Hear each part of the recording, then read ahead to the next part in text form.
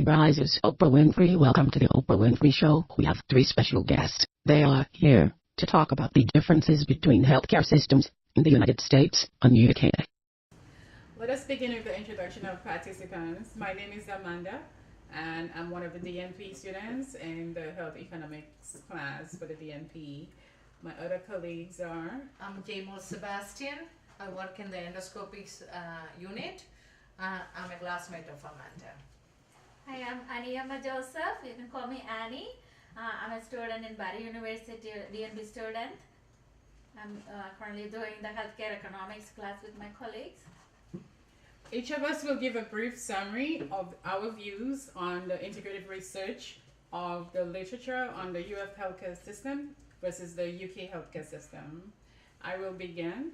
For me, reviewing the literature, the US healthcare system I find is a paradox. It's complex, and versus the UK healthcare system, it is a right from the literature. I found out it's a right for every individual, and the complexity of the US healthcare system has to do with the insurances, the accessibility to the healthcare system, and the providers, the role of the different providers, the financing. My colleague Jamal will talk about her feelings about the review. I have another background. Amanda is more talking about the research and books. I'm more talking about from my experience. I work in UK before I moved to United States, so I will be more more talking about the practical than the book. Actually, in the UK healthcare system is it's a single payer system managed by the government, and there is a two type of healthcare providers are there, private and that is very 10%. Rest of the cares is given by National Health Insurance Health Care, that is NHS. Most of the people are employed by the government, so they don't need to be worried about how much money they will get. They are paid by salaries. And as a healthcare provider in UK, I was so happy that every citizens or every residents will get a healthcare from there. Here in United States, if you don't have insurance, you don't get the healthcare. That is a sad part from my experience. Anyway, you wanted to add anything from that? Yeah, from my perspective, what I have seen from the literature, the healthcare expenditure, per capita expenditure in the US is the highest in the world. And comparing to the quality of care and the healthcare outcome, comparing UK and US, I would say UK is better with the quality of care and the healthcare outcome than the US, spending more money on healthcare. In the UK, the infant mortality rate in managing chronic diseases and the people with the disabilities and special needs is well taken care of, and life expectancy and the quality of life is much more better than the US.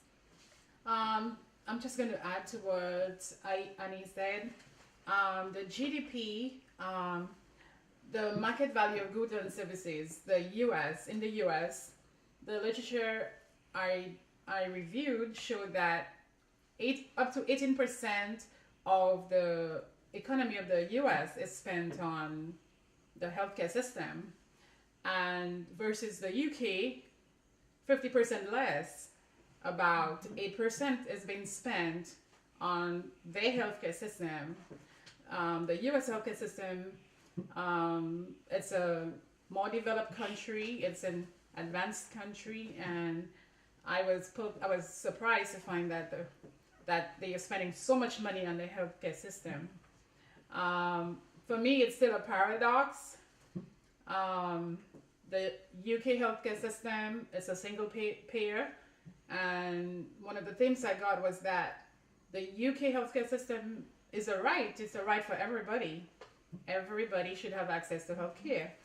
And in the US, it's a privilege. If you have insurance, you get you get access to healthcare. If you don't have insurance, then you get limited or no healthcare. Um, Talk about the financing and reimbursements. I can talk about that. Okay. As I told you, I have a lot of practical experience. It is called national insurance. Mm-hmm. Everybody will pay 16 years and old. If you are working, you pay a tax. It's called national insurance tax. If you are above 16 years old and if you get a weekly £162 as a salary, you pay a certain amount. And your employer also will pay that. That is coming into national insurance, and that is the money they use it for the NHS to survive. In the NHS is one of the best and most wide public healthcare system in the world. When 1952, Margaret Thatcher, she's the one did a lot of reformation. In the beginning, they thought that they can give everything free for the citizens or residents. But once their life expectancy was going high because the healthcare is free, they were underfunded. So what they did, they started paying, asking the customers to pay a small amount, the patient a small amount for their prescriptions, ophthalmology, and dental work. But if you are pregnant, if you are less than 16 years old and older than 65, you don't need to pay a penny for this. I mean, that was really amazing. In 2017, 960 million pound was lacking in their funding, but still NHS is going.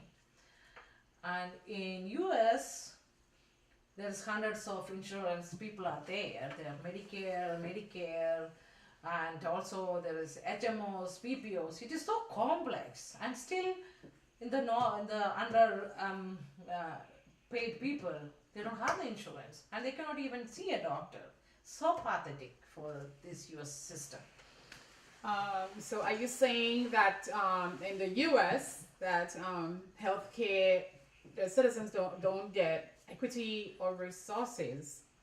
From what you just said and the research I've done, it just adds to that point that in the US, not everybody get access to healthcare. The government subsidizes for Medicare, subsidizes for Medicaid, but not all physicians accept Medicaid. And the providers, most of the health insurance is from private providers. And in the UK, it's seen as a right.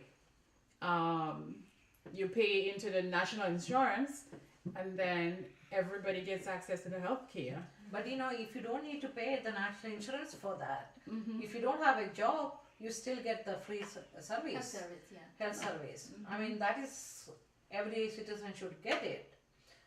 And for an example, if I work in the endoscopic area, we talk about prevention, health for 2020. Everybody has to have Accessibility to healthcare. Mm-hmm. And I get a lot of patients, they cancel the day before the procedure because it is all screening procedures and they cannot afford it because they came to know that the co-payment is 1,000 and above. And instead of a polyp removal, they will be coming back to the hospital with a colon cancer. Mm-hmm. I mean, in the life of that particular person can be healthy to remove that polyps rather than going through the chemo surgery. And the quality is only gone down.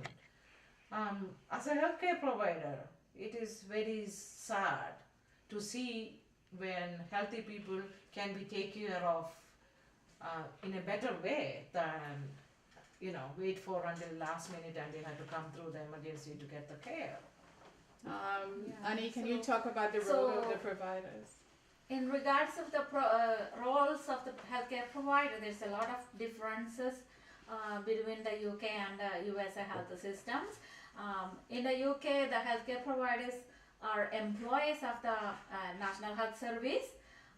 They work in the hospital or they have the choice to do the private practice also, but their payment, their salary or remuneration that comes from the National Health Service. The providers, the provider resources, they are allocated based on the community need, based on demographic areas, and everyone who wants to get the health avail the health services, they have to register with the GP, general practitioner, and he is the one who coordinates the care of the patient and directs the care based on the need of the patient for specialty and further advanced care. But everything is taken care of by the NHS. And also the provider, they are only concerned about providing care to the patient, the quality of care and advancement of technology, but they are not worried about the financing or funding for that. They're not worried about the bills.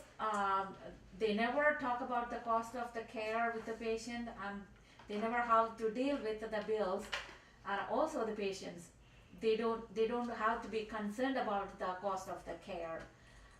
Whereas in United States, the majority of the portion of the healthcare is from private sector, financed by private insurances, and a small portion of it is from the public health trusts like Medicaid and Medicare and Veterans Association, and from patients to self-pay. And those who are really who cannot afford, they also depend on the charitable care from non-profitable organizations and facilities. All right, we are going to pause here for a commercial break. We'll be back in a few minutes. Okay.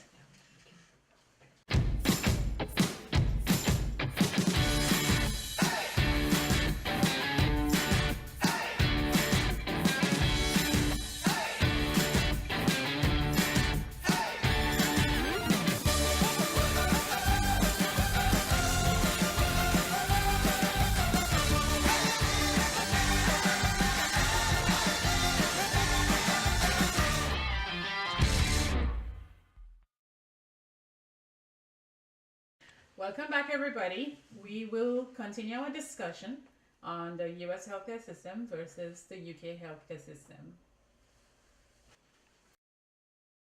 Providers, they have to function multi-dimensionally, like they have to provide the quality care, and also they have to take care of the customer care, because they consider the patients as their customers, because the patients have a lot of choice between the providers because of the insurance and the ability to pay. They have choice of choosing the care. The same way, the providers also has choice in choosing the patient based on their capacity to pay and the insurance they possess.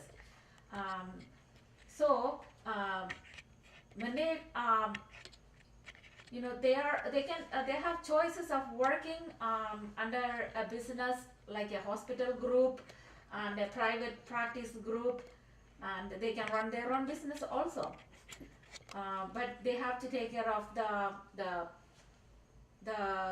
payment part. They have to take the cost of the care from the patient itself. For this, some of the providers, they have to hire outside resources like billing and collection agencies. And also the providers in the US, they have to always keep up with the customer care and the services they have to offer to attract the patients. The only thing I found it in the UK is waiting time to see a private, in the specialist.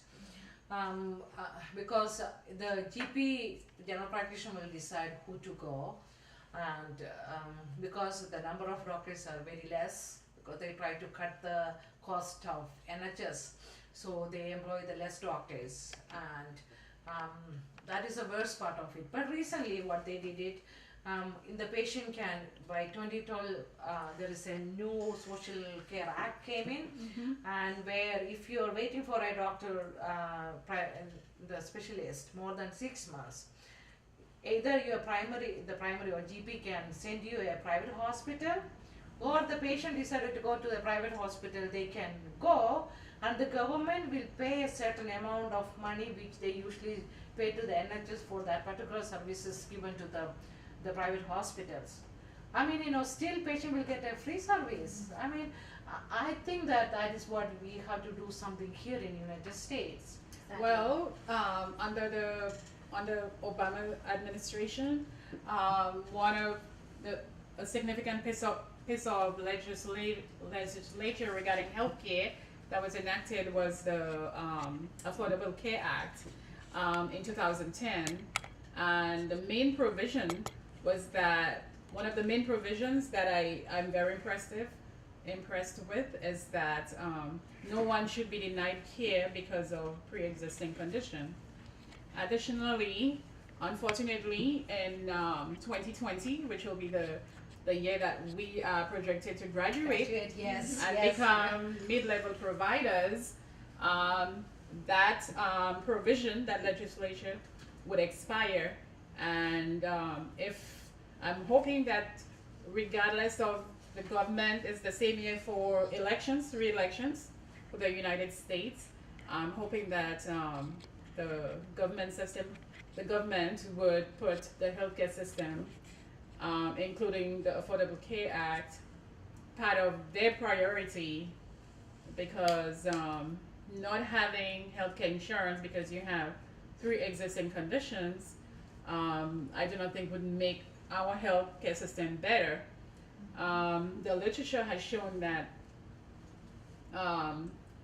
our healthcare expenditure is projected to rise up to 20% by 2020, and I think if we do away with this, I think it's just going to worsen everything. I don't think it's going to make everything better. I think we'll be spending more money on our healthcare system if we do away with the. Mada, I was thinking that if you have a Medicare or Medicaid, everything is paid. But when I was going through this literature, there is A, B, C, and D. Yes. And can you explain more about that so that the viewers will understand it? Yeah. So what I found from the research was that Medicare, it covers people 65 and older after they've retired and they've paid into Social Security, and then the Part A covers in-hospital stays, but then the number of days in the hospital is still limited. And then the B would pay your long-term care if you have to go to a rehab, nursing home.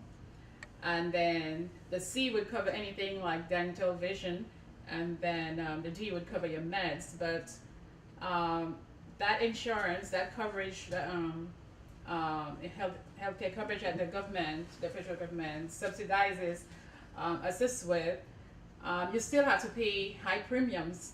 And those people who qualify for Medicare, most of them are unemployed.